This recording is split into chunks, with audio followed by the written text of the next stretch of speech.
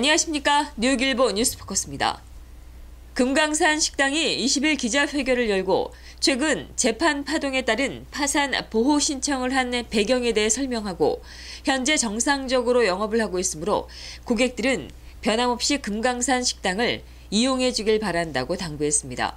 기자회견에서 유지성 대표는 상대 노동자 측 변호사가 비정상적인 방법으로 금강산 식당의 은행 구자를 동결시킴에 따라 당장 금강산 식당의 운영이 어려워진 상황이 발생하게 됐다며 금강산 식당과 연계되어 있는 작은 업체들과 금강산의 선의의 직원들을 보호하기 위한 조치로 부득이하게 지난 1일 파산 보호 신청을 하게 됐다고 설명했습니다. 동포 여러분께 이번 사태로 많은 심려를 끼쳐드린 데 대해서 죄송하게 생각합니다. 하지만 저희들이 챕터 11은 했지만 이것은 우리가 할 수 없이 법정 관리로 들어가는데 저희들이 비상대책위원회를 준비해가지고 32번가의 모 식당도 1년 만에 챕터 11에서 벗어났어요. 그래서 저희들도 1년 안에 이걸 원만히 잘 해결해서 이거를 벗어나려고 최선의 노력을 다하고 있습니다. 전과 똑같이 저희들이 열심히 맛있게 만들어서 동포 여러분들에게 모시려고 하니 하여튼 뭐 달라진 건 없습니다. 그러니까 좀 많이 찾아와 주셔서 예전같이 사랑해 주셔서 감사하겠습니다. 이날 금강산 식당은 한인사회 일부에서 파산 보호 신청 후 크레딧 카드를 받지 않고 현찰만 받고 있다는 루머가 돌고 있는데 이는 사실과 전혀 다르며 이전과 같이 정상적인 영업을 하고 있다고 거듭 강조했습니다. 한편 금강산 식당이 신청한 챕터 11은 법원의 감독하에 비즈니스를 지속적으로 운영하면서 구조조정 절차를 진행해 회생을 모색하는 제도입니다. 금강산 잉크가 갚아야 할 채무액은 최소 447만 달러가 넘으며 채권자 수는 모두 43개 업체로 알려졌습니다. 특히 채권자 가운데는 금강산 식당을 상대로 노동법 소송을 제기해 267만여 달러의 배상 판결을 받은 전직 종업원 11명과 대출을 해준 노아은행 93만 달러, 건물주인 KIT 리얼티 22만 3천여 달러 등도 포함되는 것으로 나타났습니다. 금강잉크사가 법원에 제출한 채무이행 계획서를 채권단이 수용하게 되면 구조조정 절차에 들어가게 됩니다. 심리는 이달 말 또는 내달 초에 있을 예정입니다.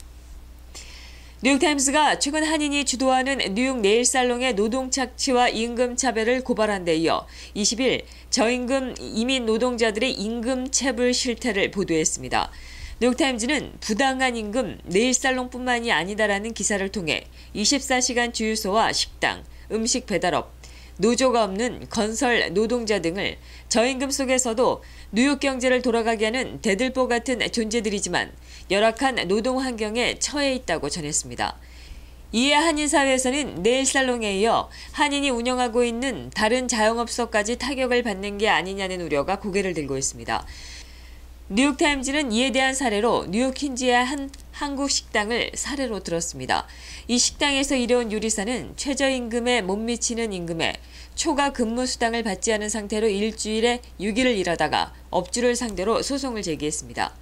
한인사회에서는 네일살롱에 이어 주유소, 식당까지 임금 착취 대상에 오르면서 한인업소들이 또 타깃이 되는 게 아니냐는 우려가 커지고 있습니다. 미주한인 청소년 재단이 28일 오후 6시 30분 맨해튼에 소재한 힐튼 미드타운 호텔에서 2015년 기금모금 만찬 행사를 개최합니다. 올해 기조 연설자로는 스티븐 최 뉴욕 이민자연맹 사무총장이 나섭니다. 200여 명 이상의 멤버들로 구성된 이민자 권익단체인 뉴욕 이민자연맹의 최 사무총장은 이날 행사에서 이민자 학생들의 이슈에 대해 연설합니다. 재단은 지난해와 마찬가지로 20여 명의 장학생들에게 장학금을 전달하며 이에 따른 시상식과 공연도 아울러 진행합니다. 20일 행사 홍보차 뉴욕일보를 방문한 재단 임원진은 한인 2세를 후원하는 연례 만찬에 한인사회에 많은 성원과 관심을 당부했습니다. 안녕하세요. 미주한인 청소년 재단에서 올해 5월 28일 날 마나탄 힐튼 호텔에서 22주년 기금 모금 애뉴얼 갤러를 또 하게 되었습니다. 이 애뉴얼 갤러를 통해서 지속적으로 저희 자라나는 저희 2세들을 위해 후원하고 도와주고 또 그들의 리더십 트레이닝을 도울 수 있는 그런 기금을 모을 수 있고요. 또 기금뿐 아니라 스칼러십을 통해서 그들 학생들을 후원하고 또한 더 나아가서는 그들 학생들에게 퓨처를 줄 수 있는 그러한 자리를 만들어주는 그런 행사입니다. 그래서 많은 분들이 후원해 주시고 관심 가져주시고 지속적으로 도와주시면 감사하겠습니다. 최근 재단은 한인 2세들의 리더십 양성 프로그램인 와플 이외에도 한인 2세들이 보다 한인 사회에 구체적이고 실천적으로 참여 활동할 수 있는 커뮤니티 체인지 프로젝트를 시작해 지난해 9월부터 운영 중에 있습니다. 메릴랜드주 볼티모어 폭동 사태로 피해를 본 한인들이 볼티모어 시정부를 상대로 집단 소송을 제기하기로 했습니다. 20일 볼티모어 한인단체들에 따르면 폭동 피해 한인들은 현재 로펌을 통해 볼티모어 시장과 시의회를 상대로 피해 배상을 요구하는 법적 절차에 착수했습니다. 피해 한인들은 폭동이 충분히 예상됐음에도 시정부가 이를 막기 위한 사전 조치를 제대로 취하지 않아 피해를 키웠다고 주장하고 있습니다. 이에 앞서 지난달 볼티모어에서는 경찰 구금 중 사망한 흑인 용의자 프레디 그레이의 죽음에 항의하는 시위가 이어졌으며 시위가 폭동으로 번지면서 한인업소 100여 곳가량이 큰 피해를 봤습니다. 아시안 여성기업인협회가 주최하는 연례 정부 수주 컨퍼런스가 6월 30일 오전 8시 30분부터 오후 3시까지 맨해튼에 소재한 뱅크 오브 뉴욕 멜론에서 개최됩니다. 컨퍼런스에서는 소수민족과 여성 사업가들이 정부와 공공기관에 물품과 서비스를 조달할 수 있는 기회를 제공하며 당일 행사 참가자들은 정부와 공기업, 다양한 업체 관계자들과 만나 매치메이킹과 네트워킹을 할 수 있습니다.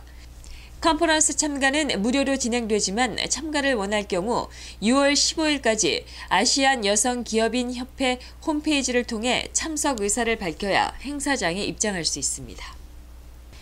ATM을 통해 신용카드나 데비카드의 정보를 빼내는 신종절도가 기승을 부리고 있다고 월스트리트저널이 20일 보도했습니다. 신용평가기관인 피코는 올 1월부터 4월 9일까지 ATM을 통해 카드 정보를 훔친 건수가 유례없이 많았다고 밝혔습니다.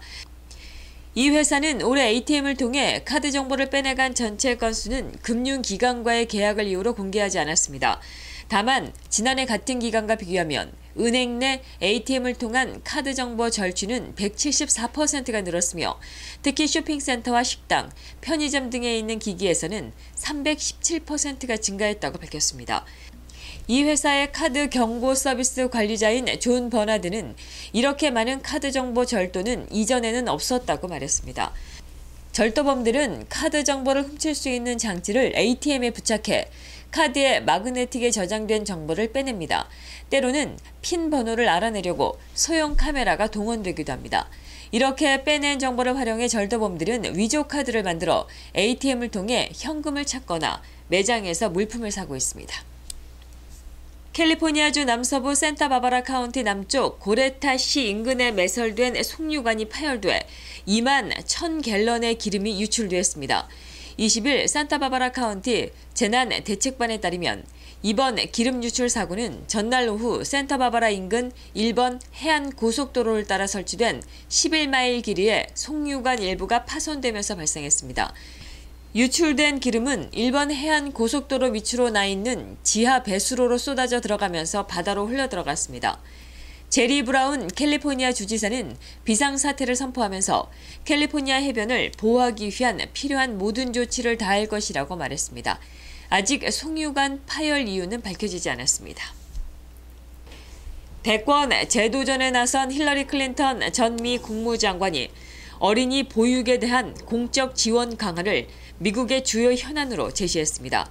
클린턴 전 장관은 20일 시카고 남부의 뉴 호라이즌스 영유아 센터에서 학부모와 보육기관 종사자들과 만나 어린이 보육이 미국의 최우선 과제가 되어야 한다며 보육비용 충당에 더 많은 연방 예산이 투입돼야 한다고 주장했습니다.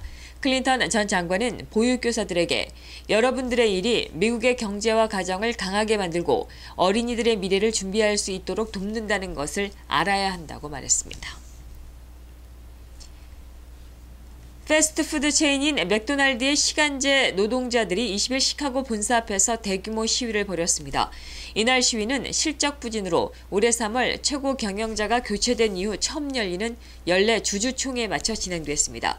시간당 최저임금 $15를 요구하는 시위에는 미 전역에 맥도날드 시급 노동자와 지지자가 참가했습니다.